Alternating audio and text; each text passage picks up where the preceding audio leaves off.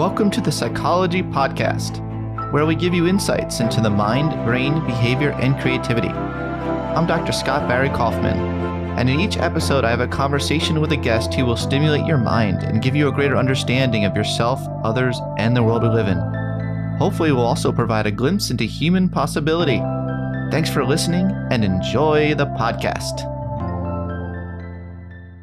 Today it's really great to have Nir Eyal on the podcast. Nir is formerly a lecturer in marketing at Stanford's Graduate School of Business and also taught at the Hasso Plattner Institute of Design. His first book, Hooked: How to Build Habit-Forming Products, was an international bestseller. His current book is called Indistractable: How to Control Your Attention and Choose Your Life. This book reveals the Achilles heel of distraction and provides a guidebook for getting the best of technology without letting it get the best of us. Thanks so much for chatting with me today, Nir. Oh, my pleasure. Thanks for having me. Yeah, it's my pleasure as well. So why did you write this book? So I wrote Indistractable for a few reasons. One, I was patient zero here. I found that I was becoming distracted, and I needed to do something about it. This kind of seminal moment for me in my life was when I was sitting with my daughter one afternoon, and we had planned to just spend some quality time together. And we had this book of activities that daddies and daughters could do together. And one of the activities was to ask each other this question: if you could have any superpower, what superpower would you want? And I remember the question verbatim, but I can't tell you what my daughter said because when she was answering, I was looking at my phone and I wasn't paying attention to her. She got the message. She realized that whatever was on my phone was more important than she was, and she left the room to go play with some toy outside. By the time I looked up from my device, she was gone, and I realized that something had to be done. And if I'm honest with you, Scott, that wasn't the only time it happened. And I found that it not only happened in my personal life, it also happened in my professional life. I would sit down to write. I would sit down to do some big project, and I would procrastinate. I wasn't taking care of my body. I wasn't going to the gym. I wasn't eating right. And so I thought to myself, man, if there was one superpower I would really want, it would be the power to just do what I say, right? We all know what we need to do. There's no more information gap anymore. We all know how to, have a healthier body. We all know how to be more productive at work. We all know basically how to have better relationships. There's no secrets here. It's about doing it. And most importantly, how do we make sure we don't do the things we don't want to do? How do we make sure we don't get distracted? So that's when I decided, if I could have any superpower, I would want the superpower to become indistractable. So that was kind of the genesis of why I wanted to explore this domain. I didn't know I wanted to write a book at first. At first, I just wanted answers to my own problem, thinking somebody had already done the research and written a book about this topic. But the more I read the kind of who's who of books out there on what to do about this problem, specifically around tech distractions, and I tried those solutions, I found they didn't work for me. That, this idea of a digital detox or a 30-day plan or, get rid of the technology is the problem, just wasn't true, at least not in my case. I would say to myself, okay, I'm going to do that big project right now. I'd sit down at my desk. And I got rid of the technology, by the way. I got myself a flip phone off of Alibaba for $12 with no internet, no apps, only text messages and phone calls. I got myself a word processor from the 1990s that they don't even make anymore, thinking, okay, now I've excised all the potential distractions. And when I would sit down at my desk, I would look behind me and there was this book, a couple books that I said, oh, let me just do some research in one of those books, or let me just tidy up my desk, or let me take out my trash, or, I would just keep getting distracted because what I realized is that distraction goes much deeper than what we call the proximal cause. I wanted to get to the root cause of distraction. And so that was really a big reason why I wanted to explore this solution to the extent that I really wanted to write a book about it, because I didn't see any book that really worked for me and really, took the existing literature out there on distraction and distilled it down to something that people could actually use in their day-to-day lives. Yeah, so you've done a really great service along those lines, and let's really get to the root of this. You talk about like what really motivates us. Mm-hmm. Can you tell me? I'd like to know. Sure. So let me back up. So the Indistractable has a few different first principles that we should address first. Principally, what is this word distraction exactly? What does that mean? It's not an addiction. That's very, very different. We want to define exactly what we mean by a distraction. So the best way to understand what a distraction is to understand what it is not. So the opposite of distraction is not focus. The opposite of distraction is traction. that in fact both words come from the same Latin root, trahare, which means to pull. And you'll notice both words end in the same 6 letters, A-C-T-I-O-N. That spells action. So traction is any action that pulls you towards what you want to do, things that you are doing with intent. The opposite of traction is distraction, anything that pulls you away from what you plan to do with intent. So my argument is that the time you plan to waste is not wasted time. This isn't a Bible for productivity. I don't care what you do with your time. As long as you plan what you want to do with intent, as long as it's according to your values. If you want to watch Netflix videos or you want to scroll Facebook or Instagram, whatever you want to do it. As long as you plan to do it with intent. I think that's where I differ from a lot of critics out there who have wrote very, moral panic type books around technology. They put different technologies, particularly the new scary ones that all the kids are using, as inferior. And I think that's ridiculous. If you want to play Fortnite or Candy Crush or scroll Facebook or Instagram, whatever you want to do, as long as you plan to do that with intent, there's nothing morally inferior to doing that versus, watching football for 3 hours. What's the difference? The average American watches 5 hours of television a night. I would much rather have people interacting with each other online. There's a lot of good things you can do online if you do them with intent versus just, staring at the boob tube. So that's point number one, that what you do with intent is traction. Anything that you don't do with intent that takes you off track is a distraction. Now, back to your question. Well, let's just stop there. Sure. Let's do this piecemeal. Yeah. So can I have things that I don't want to do, but it's in my values and I do it with intent? Like, you gave me an example of well, if you do it with intent and you want to do it and it's within your values, but I get 5 million emails a day. I would prefer to delete every single email. Yeah. And not have to waste 7 hours of my day. But responding to emails. But I actually it's part of my value system to show people to like compassion and to try to help as many people as I can. So I do try to carve out that time and respond as many as I can, and I don't want to do it. So the one part of it is what I want to understand. Yeah, so there's no easy answer. There's no magic formula that I could say that I can help you do hard things in life easily.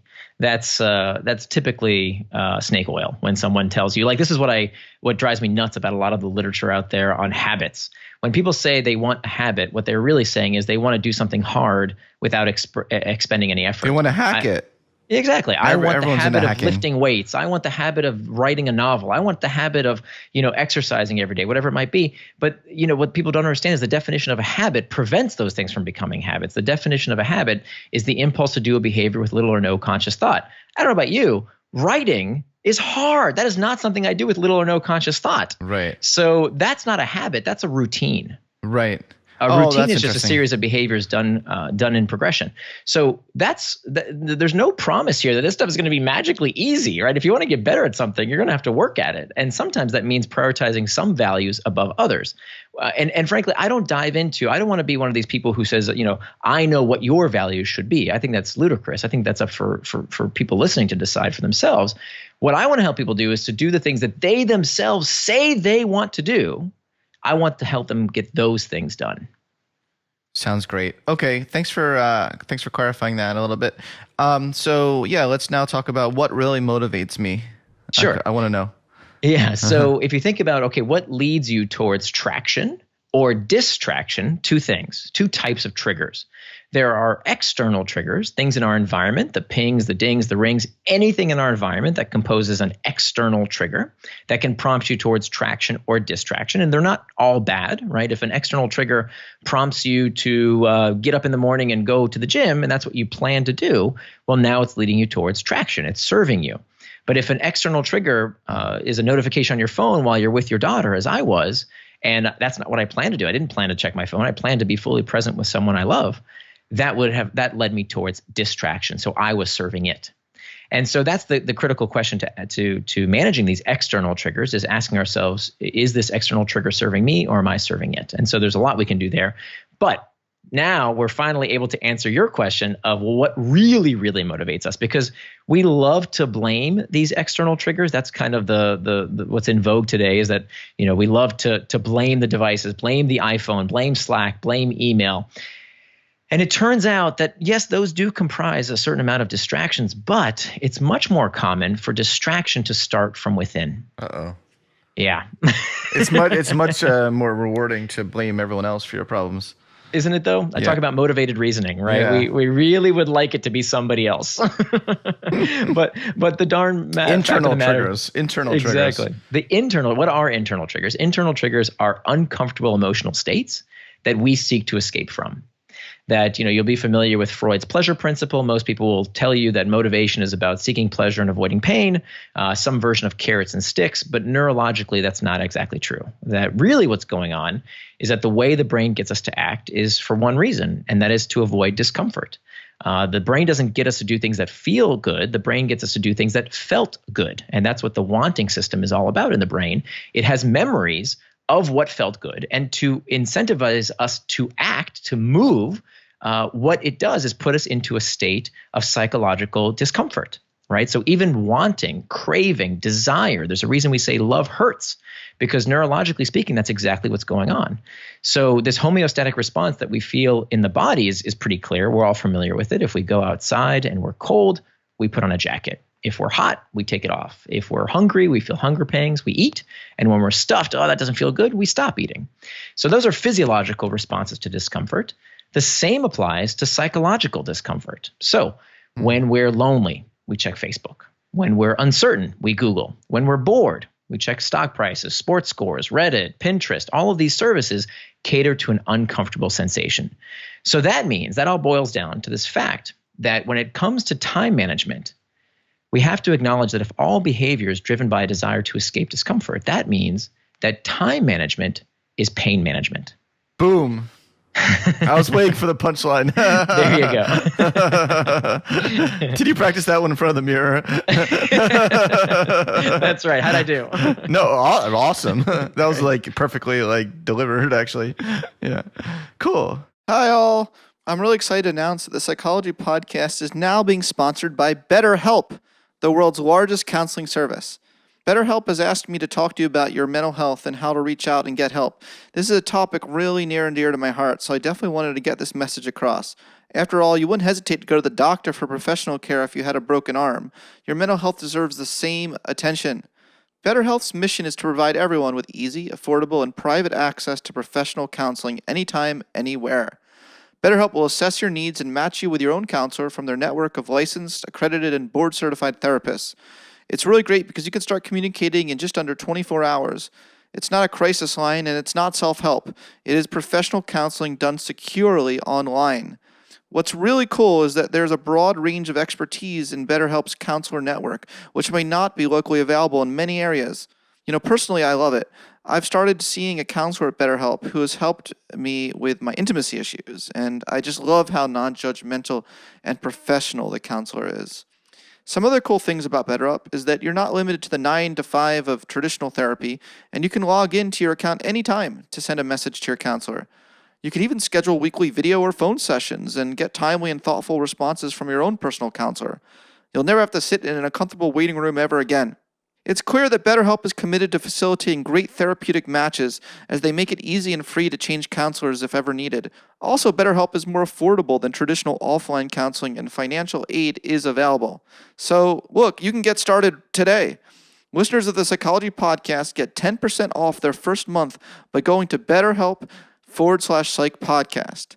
Again, you can get started right away and enjoy 10% off your first month of high-quality therapy by going to BetterHelp.com/psych podcast. That's BetterHelp.com/psych podcast. Okay, now back to the show. That's a really cool reframing. Pain management. What is the role of boredom in this equation? Yeah.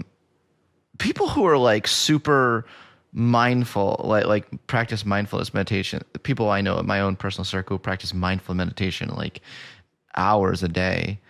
they tell me they don't report the feeling of boredom much, and they also don't report much distractibility. Those things tend to go together. Yeah, and that's wonderful, by the way. I touch on mindfulness a little bit. I mostly refer to acceptance and commitment therapy as opposed to the mindfulness world.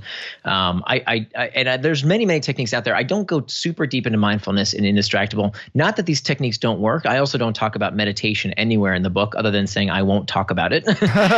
Fair enough. Not because they don't work, but because there's just been so much written about it already. I mean, who doesn't know about mindfulness and meditation? It's just been done to death. And that's great. If it works for you, wonderful.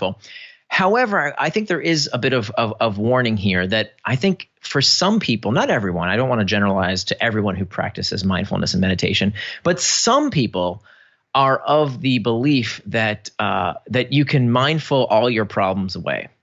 And I think they discount the fact that some problems you need to fix, right? Yeah. That when it comes to managing internal triggers, sometimes the solution is to either fix the source of the discomfort, or if you can't fix the source of the discomfort, then learn tactics to cope with it. So half of my book is about things that you can do yourself, right? Things that you can learn to cope with discomfort, there's 4 steps to becoming indistractable, things that you yourself can do. But I'm not so naive to not acknowledge that we work in environments, and environments can shape our behavior. So the fact is, if you are super mindful and you meditate every day and you do everything I tell you to do to become indistractable, but then your boss calls you at 8 p.m. on a Friday night and he says, did you check your email because there's something really important you need to see? What's going on there? Is it the technology that did it to you? Is it, your lack of practicing mindfulness and meditation or indistractable techniques? No, it's the fact that you work with a crappy boss who doesn't appreciate your time, and you work in a company with bad company culture. And so that's why, we have to also acknowledge the environments that we work in. There's a whole section on how to build an indistractable workplace. And we talk about psychological safety and all kinds of other things that build a culture where distraction isn't a problem. There's a section on how to raise indistractable kids. And there's a section on how to have indistractable relationships. So there is, there are things that we can do ourselves, but there's also these things that we have to do within our larger context and environment. How do you become indistractable against kids? Against kids? What do you mean? Kids are a distraction? Yeah, exactly. Yeah. Oh, okay, good. You have kids? No, I don't, but I hear a lot of people are like, I would love to find out a way to not be so distracted by my kids' wants and needs. And so Isn't that the opposite of what you were talking about? I love it, actually. Okay, so this is fantastic. So I talk about in the book, that's not exactly what I was referring to. There's a section on how to raise indistractable kids, but I know. But there is a part in the book. So there's 4 parts to becoming indistractable. The third step is to hack back external triggers. Should we do all 4? Should we? Sure. Cool. Maybe it'd be best to start with the first one. Okay, sure. But let's get back to this question on how do you remove the external trigger of your kids? Because people think about distraction just being their technologies, but I would totally agree. I think kids, your coworkers, lots of things other than technology can be distractions, and there's ways we can cope with that as well.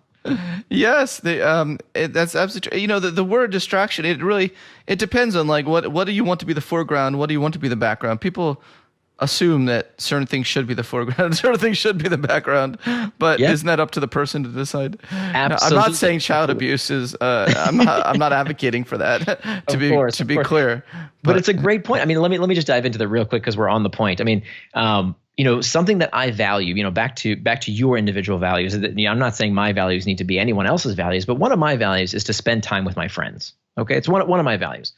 And every time we would get together, we all have kids. I have a daughter. Many of my friends have children as well.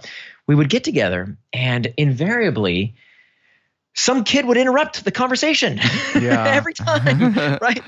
So, I remember one time we were talking about this good friend of mine was really struggling at work. He had started a startup, and it was very difficult, and he was feeling a lot of pressure from his investors, and he was almost on the verge of tears. And then one of our kids walks up and says, "I want a juice box," and that completely derailed the conversation.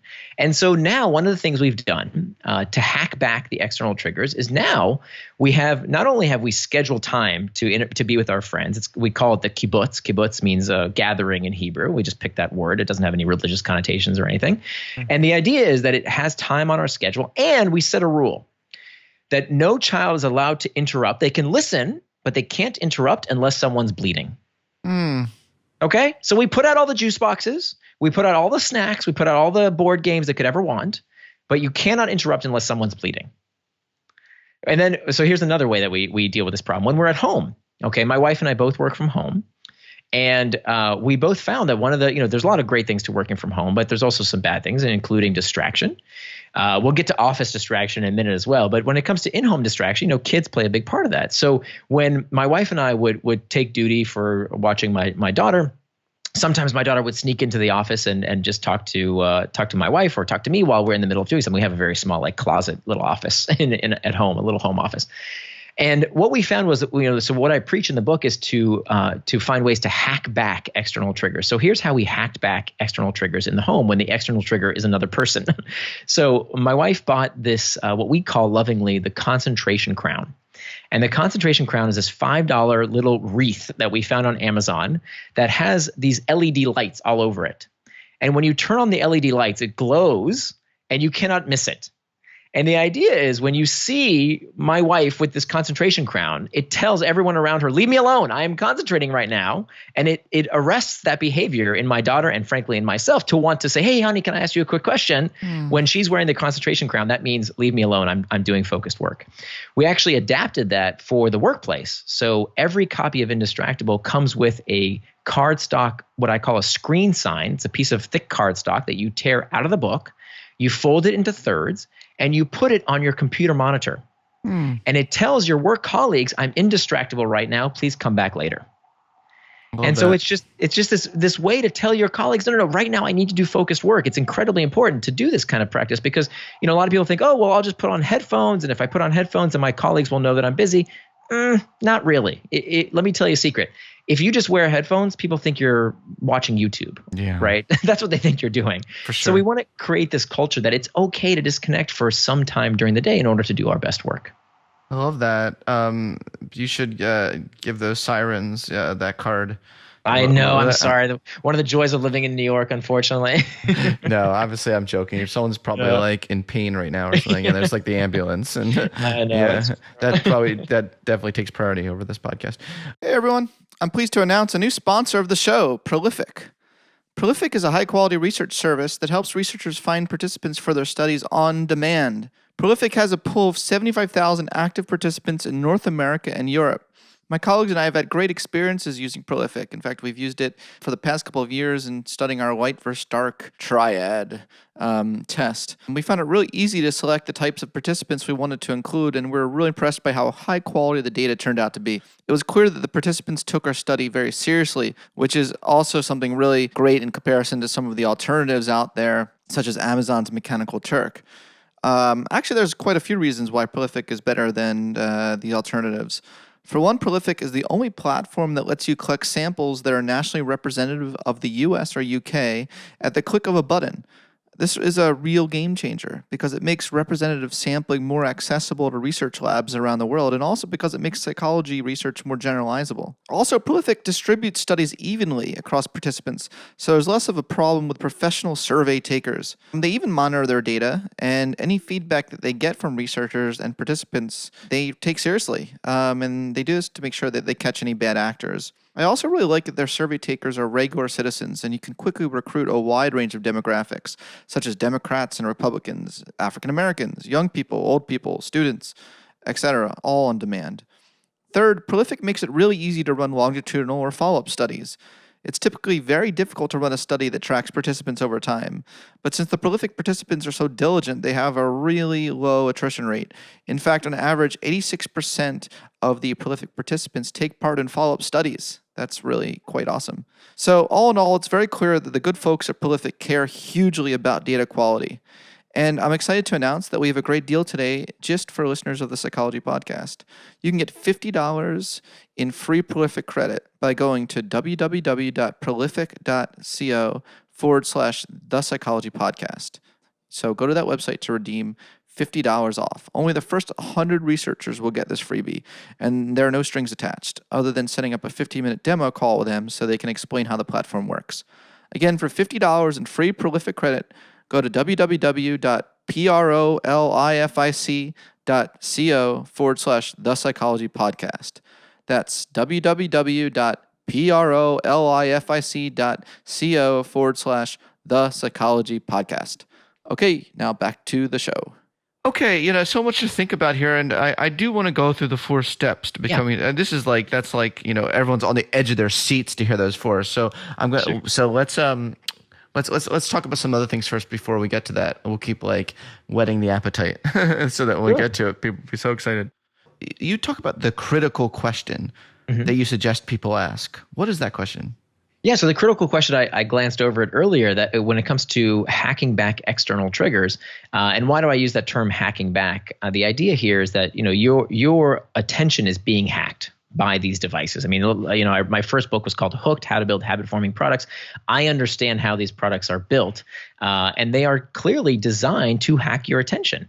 That's what they are meant to do. They want to be engaging. But as good as they are at hacking your attention, many people don't realize that it is much easier for us to hack back, that it's really not that difficult to do, that we have way more power than these tech companies do at hacking our attention. So they might want us to use their products, and they want to build products that are engaging. And frankly, we want that, right? It's ridiculous to think, hey, Facebook, can you please make your product less user-friendly? iPhone, your product is so easy to use. I want to use it all the time. Netflix, you make such good shows. Can you please stop making such good shows because I want to watch them all the time? That's ridiculous. That's not going to happen. We want these products to be engaging, but there's nothing that says we can't hack back. So how do you hack back? We can morph these technologies to serve us. And this is the critical question. The critical question is the external trigger serving you, or are you serving it? So as much as people complain about notifications on their phone, they act like it's something they can't do anything about, and that's ridiculous. 2/3 of people with a smartphone, never change their notification settings. Can we really say the technology is so addictive that it's hijacking our brains when we haven't taken 10 minutes to change our notification settings? So I devote a page and a half to that idea of how we can remove these external triggers on our phones and our laptops. That's kindergarten. That's baby stuff. Of course we have to do that. But there are all these other pernicious external triggers we don't think about. Email, for example. Right? Email is the mother of habit-forming technology. It turns out that if you combine just those 2 places where people spend their time in the modern American workplace, between meetings and email, the average knowledge worker in America has only about an hour and a half to do everything else they have to do in their day. Oh my gosh. So that means that real work doesn't get done at work. Real work gets done, where it gets done. It gets done after work. And who pays the price? Your health pays the price. Your kids pay the price. Your relationships pay the price, because that's where the real work gets done. So what I'm advocating for is for prioritizing that time in your day by hacking back the external triggers, not only like the ones that come on our devices, but also the ones that come from the workplace, group chat, meetings, email. I walk through how every single one of these external triggers can be hacked back. I love that. And I don't know if you talked about this already, but how can you prevent distraction with PACS? PACTS. Yeah. So we've gone kind of in a funny order, but we've covered the 4 steps, which is great. There's no problem. But we've done it in a sneaky way. Yeah, that's fine. Let me go over. This is a good time because that's the 4th step. So let me just reiterate the first 3 before we get to the 4th. The first step is to master our internal triggers by truly understanding why we are prompted to distraction, what we are trying to escape psychologically, what's that uncomfortable emotion that we have habitually attached some kind of product's use to. How do we break that bad habit? That's the first step, mastering the internal triggers. The second step, which we didn't talk about as much, but I'm happy to go more into it, is about making time for traction. So we talked about traction and distraction. So the fact is, we can't do those things we want to do if we don't make time for it. So the thing is, a lot of people complain about how distracted they are, but when you look at their calendars are blank. They haven't planned what they want to do with their time. So here's the thing. You have no right to call something a distraction unless you know what it distracted you from. Right. Everything is a distraction if you don't plan your time. So that's the second step, is to turn your values into time by keeping some kind of a calendar. And I tell you exactly how to do that, how to synchronize that with your stakeholders, et cetera. The third step, which we covered a bit of, which is about hacking back those external triggers. And finally, the 4th step, and it's the 4th because it must be done last, because this is the only one of the 4 steps that can backfire, can be dangerous, in fact, And this comes down to pre-commitments. And pre-commitments have been studied extensively. It's a technique that's been used. It's at least as old as the Odyssey, written by Homer, so 2,500 years ago. And the idea of a pre-commitment is to make some kind of promise, some kind of pact with yourself, with someone else perhaps, where you become more likely to do something when you commit to what you are going to do. If there is one mantra I want people to remember from this interview and from this book, is that the antidote to impulsiveness is forethought. The antidote to impulsiveness is forethought. That as much as we complain of how distracting the world is today and how manipulative all these businesses are, the fact is we have way more power because we can plan ahead. So if the chocolate cake is on the fork on its way to your mouth, too late, right? There's debate whether free will even exists at that moment. It's too late, right? And you are going to lose. If the cigarette is lit and it's in your hand and you're about to take a puff, too late. You've lost. You're going to smoke. If you sleep next to your cell phone, equally distant from your lover, then you're going to pick up that phone first thing in the morning. You've already lost. Yeah. But the thing that we can do that no other animal on the face of the earth can do, one of the things that we can do, I should say, is that we can see the future with higher fidelity than any other animal. We can predict what we think is going to happen better than any other creature. So the antidote to that impulsiveness in the moment, and the reason why this book doesn't advocate for self-control, self-discipline, and willpower, what I advocate for is a system, is a plan, is planning ahead. And that's what these pre-commitments are all about. So there are three types of pre-commitments, an effort pact, a price pact, an identity pact.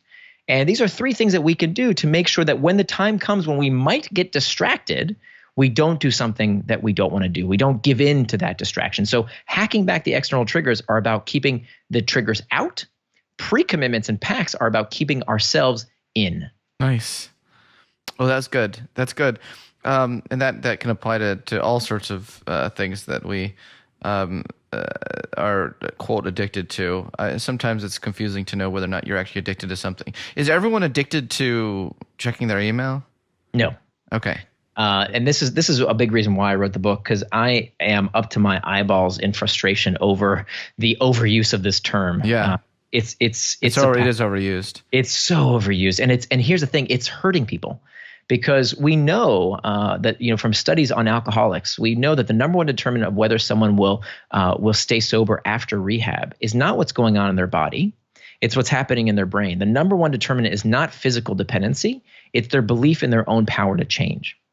And so what we're doing when we tell people that technology is addictive, that it's hijacking your brain, what we're telling people is that they're powerless. Right. And this leads to learned helplessness because, oh, my kid is just addicted to Fortnite. What can I do? I'm addicted to Instagram. There's nothing I can do about it.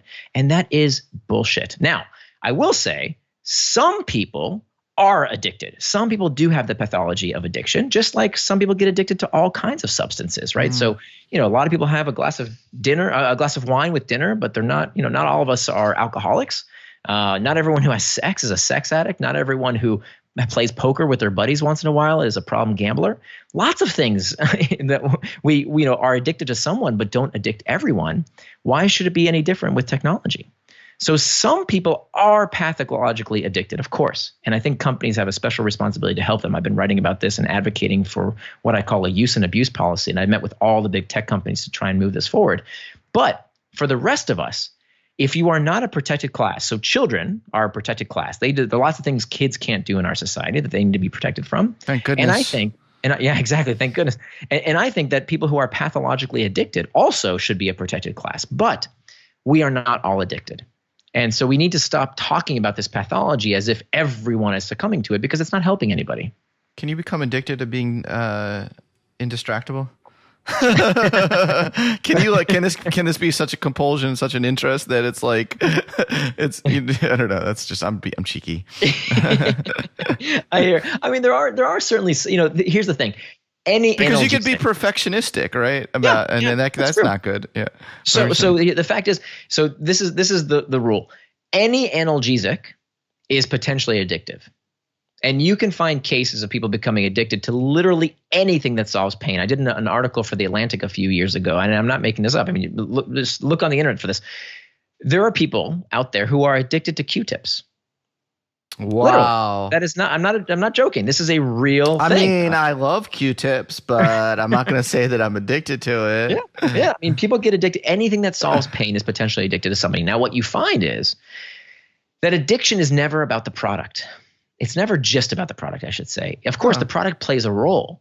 But when we look at the science of addiction, nobody steps on a heroin needle and becomes addicted. That's not how it works. Millions of women every year in the United States of America are given fentanyl when they deliver a baby by C-section.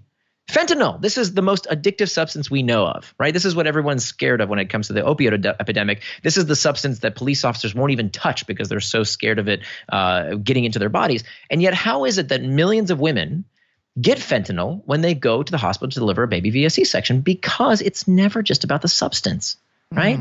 A tiny fraction of those women ever become addicted to fentanyl, because addiction is never just about the product. It's also about the person and their predilection towards addiction and the pain they are going through in their life that they would otherwise not be able to cope with. And it's only in the confluence of those three things, the person, the product, and the pain, that you get addiction. So addiction does happen to, I'm sure there's lots of people out there who are addicted to the internet, addicted to pornography, addicted to social media even. But that's not the majority of people. And those people who do suffer from an addiction, there's always something else going on. There's some kind of abuse. There's some kind of extreme trauma. There's many times comorbidity with obsessive compulsive disorder. There's something else going on. It's never only about the product being abused. That's a really, really good point. We had a guest, Maya Solovitz, on our podcast about a couple years ago, and she talked about addiction. So I actually want to direct my listeners to, after they listen to this episode, to listen to that one as well if they want to follow up on that topic. She wrote a whole book on addiction, rethinking addiction. No, it's a really good point. And there's even debates in the field about whether or not sex addiction is a thing. That's true. Or porn addiction, like if that's really ever counts as an addiction. Yeah. I mean, in the research for the book, I talked to a lot of therapists, particularly those who work with children, because now there is a designation for problem online use or problem gaming use. And what they told me was that they, in their experience, they had never seen a child who came in without something else going on. It was never, a perfectly healthy child who had a perfect home life, started playing video games, and now was addicted. There was always something else going on. There was OCD typically. There was some kind of trauma. And by the way, this is exactly what we exactly what we went through 65 years ago during the Senate hearings about comic books. Experts went to the Senate, just like experts are going to the Senate now to give these testimonies we've seen recently about how terrible screen time is. And they said verbatim the same thing that we hear people saying today, that it's causing suicide, that it's causing mental health issues, that it's causing this and it's causing that.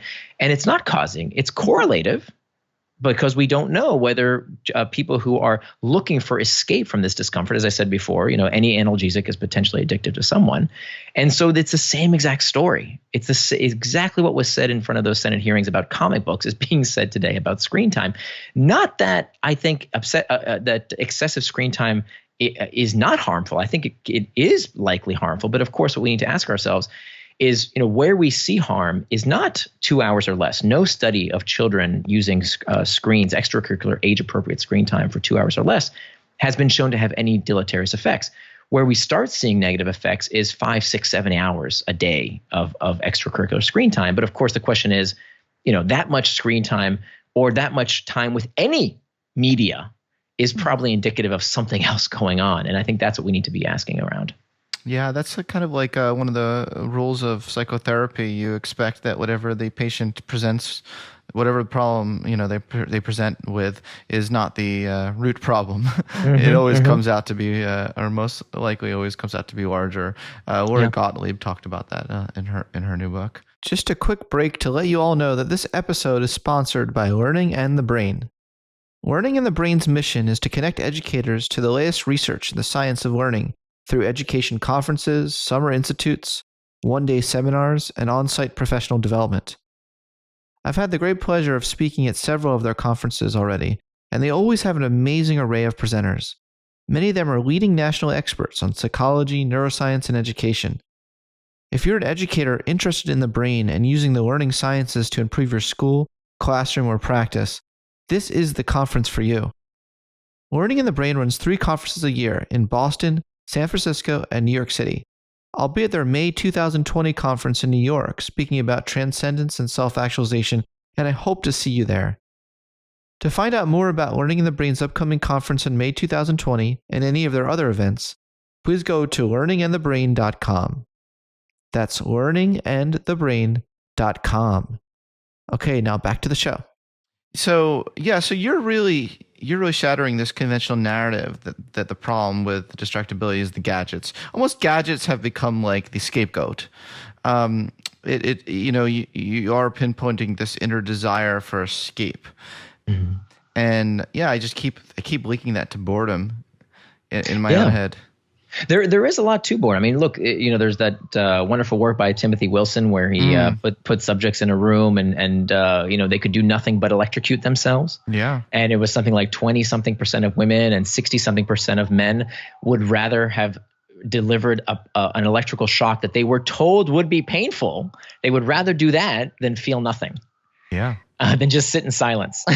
Yeah. So clearly, I think there is an evolutionary adaptation to boredom getting us off our butts, right? That's what kept us striving and searching and looking to improve our lot, was that sitting around and doing nothing, if the species didn't have this trait of wanting more, of feeling boredom, that would be not as evolutionarily beneficial as a species that was perpetually perturbed. And so that's why I talk about in the book how I bristle at the self-help industry's idea that somehow if you're not happy, if you're not satisfied with life all the time, that somehow something's wrong with you. I think nothing could be further from the truth, that our species is designed to want more. It's about how we channel these internal triggers towards traction versus distraction that really matters. Thanks, Nir. I appreciate that you make this like a very fundamental human problem. I appreciate that for people who struggle with ADD or ADHD, they can be stigmatized very easily, kind of othered. And they just, that tendency that a lot of them have is really just a more extreme version of something that we all struggle with, right? I think that's likely right. I mean, I think I'm sure better than I do that some folks do have extreme forms of the pathology, and they do need special assistance. And while I didn't write Indistractable specifically for people with ADHD, I have heard from several folks that there is a lot of overlap with techniques that they've learned to manage ADHD, and those techniques can be useful as well. Yeah, and in mindfulness has been shown to be useful. Sure. Yeah, absolutely. For people with ADD. Okay, so let's return to kids for a second. I know that this conversation itself feels a bit ADD, but something I like is how it all it all does tie together at the end, and I love to call back things that we talked about earlier. So let's talk about kids again and the overuse of technology. What are some tips to help them focus in an increasingly distracting world? Yeah. So this was my favorite section of the book because it really overturned what I learned. I write books not because of what I know, but because of what I want to know. And so when I was struggling with figuring out how to raise our daughter, some of her first words were iPad time. I remember her saying that incessantly, and it would drive us crazy. And we didn't know what to do about it. And so that's when I really tried to figure out, okay, how if you think the world is distracting today, just wait a few years, right? It's not going to become less distracting. If anything, it's going to become more potentially distracting as technology improves and it becomes more pervasive and persuasive. That's not going to change. And so it was really imperative that we figure out how to raise an indistractable child. And, let me just say some obvious stuff first and foremost. Obvious stuff are things like the fact that if a technology company tells you not to let your kid use the product before a certain age, please believe them. Okay, I can't tell you how many people I've talked to since writing this book, and even before I finished writing the book, just interviewing folks and trying to figure out what works and what doesn't out there. How many people were told me how distracted their kids were and how terrible social media is, and then I asked them, well, how old is your child? 8, 9. Right? No, the tech companies tell you don't let your kid use a social network until 13. Listen to them. Okay. They say that for a reason. So that's common sense stuff. And then I think the metaphor here is to treat a kid's use of technology in the same way we would think about a swimming pool. That swimming pools can be a lot of fun, and it's great when kids have the opportunity to learn how to swim, but swimming pools kill kids. Right? Kids die because they drown in swimming pools. Now, does that mean we should, as parents, never let kids swim in a pool? No, it means we should teach kids how to swim safely. So just like we wouldn't, give a kid a phone on their birthday and say, here, have at it, do anything you want. We have to monitor. We have to make sure that they know how to use the device properly. And so part of that is teaching them how to become indistractable. These 4 steps of mastering your internal triggers, making time for traction, hacking back the external triggers, and preventing distraction with packs. We can teach them this stuff. The most important thing you can do is to set a good example yourself. That children are hypocrisy detection devices. Ooh. And so we as parents cannot tell our kids, get off that phone, stop playing Fortnite, get off social media as we're checking our email. That's ridiculous. So we've got to make sure that we become indistractable ourselves. Now, that's the easy stuff. That's the 101 level.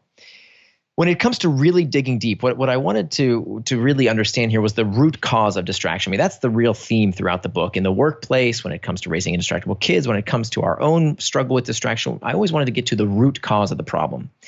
And we know that parents have always looked for the proximate causes. And one of the most pervasive myths that I think demonstrates what I think we're doing today with technology is this idea of a sugar high. We've all heard it, right? That if you give a kid sugar, they're going to act crazy and they're going to run around and, be disobedient or whatever. And it's not true. There's been meta studies here that show that the sugar high is not true. It doesn't exist, except when it exists in parents. That when parents were told their child was given sugar, even despite the fact that they were given an inert substance that was not sugar, they acted differently. The parents followed the kids around. The parents berated their children. The parents rated their children as misbehaving, even when they hadn't been given any sugar. And so this is what we are doing, I think, with all sorts of technologies, with all sorts of, and this is throughout, the history of parenting. Today it's social media and video games. Before that it was television. Before that it was the radio. Before that it was comic books. I mean, every generation, we parents want something to blame that's not us. Now, what I think we need to do, it's about time we think about why kids are overusing technology. And this is where we get into self-determination theory. So, I did extensive interviews with Richard M. Ryan and, about his work with self-determination theory. This is kind of the most widely accepted theory of human motivation and flourishing. It's, 50-year-old research now. And when you look at these 3 factors of competency, autonomy, and relatedness, these 3 things that Deci and Ryan tell us are necessary for human flourishing, we see that children today are deficient in these 3 things. And Deci and Ryan call their need to find those things, these psychological nutrients, online when they can't find them offline. They call this the needs displacement hypothesis. So, and what we see is if you think about children's life today, let's take these one at a time. Competency. One thing that correlates with the rise of tech, of cell phone use and social media, around 2007, 2008, is also the rise in standardized testing. This is around the same time when No Child Left Behind made standardized testing and teaching towards the test the law of the land. So today, children starting in kindergarten receive these standardized tests, and teachers started teaching for the tests in a way that's never been done before. And so kids are told multiple times per year they are not competent. Not all kids. The ones who do well don't get that message, but many kids who don't do well are constantly told this message: you are not competent, you are not good enough. And so what do kids do when they feel that, when they don't get enough sense of competency in their life? Well, the tech companies are more than happy to give them a sense of competency, right? If you go play Minecraft, you feel like God. You're the master of this universe. You feel supremely competent. Then take autonomy. So this need that we all have to feel in control of our environment. Turns out that the work of Peter Gray has shown that children today have 10 times as many regulations and rules placed upon them as an average American adult, twice as many rules as a convicted incarcerated felon. There are 2 places in society where we are allowed to tell people what to do, where to go, what to think, what to eat, who to be friends with, and that is school and prison. And so is it any surprise that when kids come home after being told what to do all day long, they want freedom, they want agency, they want autonomy? Now, in our generation, where did we get that? We went outside. We played. We vandalized things. We did, we were rascals, right? That's what we did in our generation, generations before. Well, one thing that you don't hear in the current debate around technology use is, people seem to think that technology use lives in a vacuum. That if we just got rid of Facebook and Fortnite and Instagram and Snapchat and TikTok, kids would start reading Shakespeare in their spare time. Yeah, right. Give me a break, right? Yeah. What we have not talked about is that all the other things that kids do to hurt themselves and hurt others have all gone down, with the one exception of suicide. Everything else has gone down. And by the way, suicide actually was just as high in the 1980s. It's just that when you hear those statistics about suicide going up, they're always referencing 2014, which was a record low year. So it's just as high as it was in the 1980s. We don't know why. But and we can talk more about those suicide rates. But if you think about everything else, so truancy, record lows, drug use, record lows, pregnancy, record lows. This was the generation of the super predator, right? There are prisons, juvenile detention centers that are empty. Well, why is that? Part of it is because kids are staying indoors, right? If you wanted to invent a device to keep kids safe at home, off the streets, from not getting in trouble outside, you would probably invent something like a video game, which, I'm not saying doesn't have deleterious effects when it's used in excess. But, if it's instead of what the things that kids used to do in their spare time to feel agency, feel freedom, this is a lot less dangerous than other things kids could do. And then finally, the third of Deci and Ryan's self-determination, these three psychological nutrients, the third is relatedness. And one thing we've seen over the past 50 years is the utter collapse in play time, in what's called free play. So kids today, this is the generation of children who, when they come home from school, are either locked indoors because their parents are so scared of stranger danger and their kids getting in, being abducted, which is ridiculous. This is the safest generation in American history. Or kids are so scheduled these days between Kumon and piano lessons and Mandarin and test prep that they have no time for free play.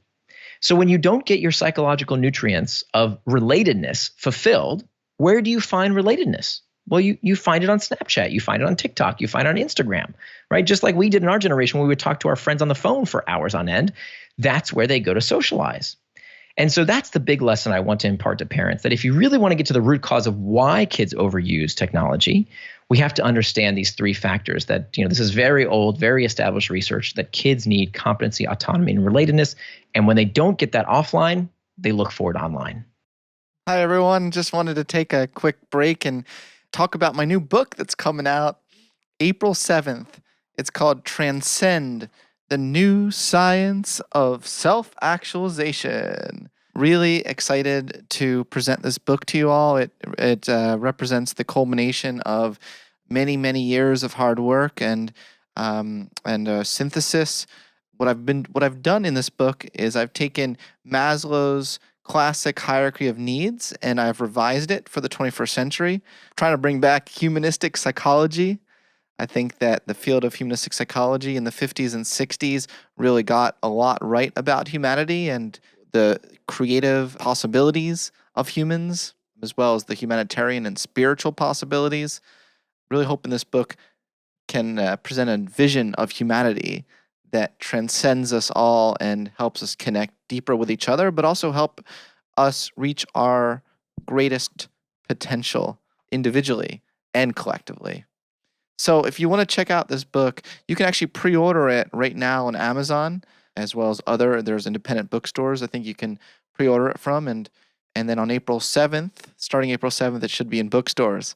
A lot of people have been wondering throughout the years how they can support me and the Psychology Podcast. And here's the time. You're always welcome to contribute money to the podcast to help support it. If you're a long-time listener or even short-time listener, you want to not only support the podcast, but dive deeper into a lot of the concepts and ideas we talk about constantly on this show. This is a great way to do that by buying this book. So please check the book out and let me know what you think. Thank you for that. That was a great review of self-determination theory as well. And, the big core of self-determination theory is the idea of intrinsic motivation being the best kind of motivation, but it doesn't seem like that is true. That's very helpful when you talk about, of course, a lot of these kids are intrinsically motivated to do lots of things that they probably shouldn't be intrinsically motivated to do. So that they used to do in previous generations, you mean, right?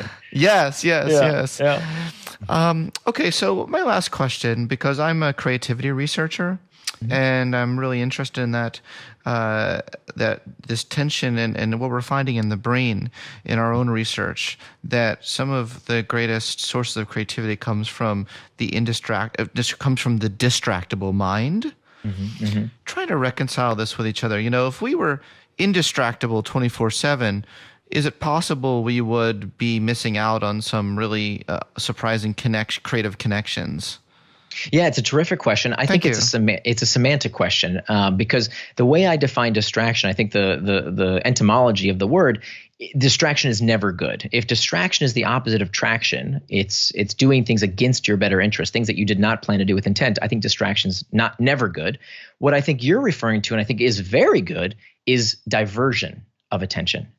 And that is, I think, you can plan to allow your attention to be diverted. If you go watch a movie, read a book, go to a sports game, take a walk, meditate, let your brain wander and daydream, all of those things are fantastic. That's a diversion of attention that you can plan for.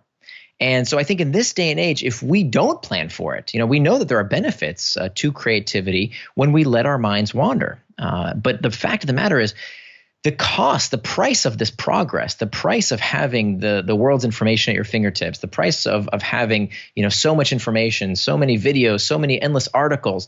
Kierkegaard, I think, said it best, and he said that anxiety is the dizziness of freedom. And I think that so perfectly encapsulates what we're feeling right now. We are dizzy with so much choice. We have so many options. So the solution to that harkens back to what I said earlier, that the antidote for impulsiveness is forethought. That if we see, and the research is bearing this out, that letting your mind wander, having time to just think and daydream, for example, what we have to do these days is to schedule time for that. Because if we don't, it's just not going to happen. So I don't think we contradict each other when I say that I think some diversion, letting your attention wander, is wonderful, and I think we should plan time for it. If that's if it's according to your values that you want to be more creative, if that's something that's important to you, you can have your cake and eat it too. But I think that requires becoming indistractable to make sure we can make time for even things like letting our minds wander from time to time. Thank you. I appreciate that your model still leaves room for the planned. What my advisor, one of my mentors in grad school, Jerome Singer, called positive constructive daydreaming.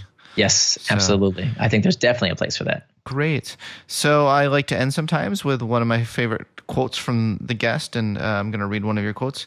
In the future, there will be two kinds of people in the world: those who let their attention and lives be controlled and coerced by others, and those who proudly call themselves indistractable. Thanks so much for chatting with me today and helping me learn how I can be a bit more indistractable in my own life. Thank you, Scott. Pleasure.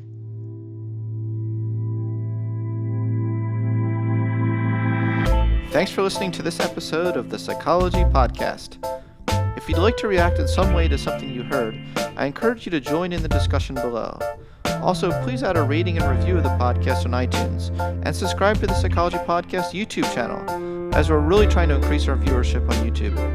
Thanks for being such a great supporter of this podcast, and be sure to tune in next time for more on the mind, brain, behavior, and creativity.